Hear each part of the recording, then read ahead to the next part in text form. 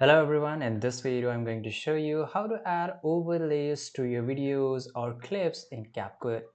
Well, this is very easy thing to do. So this is my video. I will just click on plus. So here you can see it is in my timeline.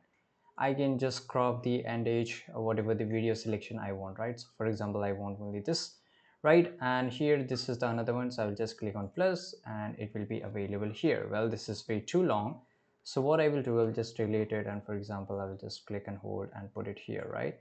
And now here somewhere, if you just get an option to cut out, you can just cut out from here, but this is very easy thing to do. You can just also drag it from here. For example, I will just make it small. I will just drag the end edge to the start. Right now it matches the selection of my Moldova clip. So this is my overlay. So I will select this clip. I just want to put it here in the bottom right side corner. So this is scale. You can use the scale option to do that, and then you can just select this clip through your mouse and you can just put it here, right? So in this way you can just do it. You can just move it anywhere, whatever you want. By the way, this is also a thing. You can just also this use another options from the basic tool section here.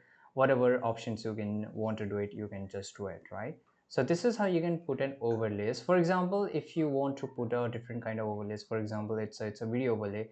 So what you will do, so let's take, I will just increase the scale of my video, right? And this is a blend option. So if you just click here, I can just reduce the opacity. So as you can see here, both of the videos are intermerged between them. So this is a blend. This is also a useful thing. So for example, I just want to put it more dark way, right? So this is a different ways you can just use to overlay in your video, right? So this is very interesting. You can just test it out, or you have to just play through it. So you will find a different types of blend mode here.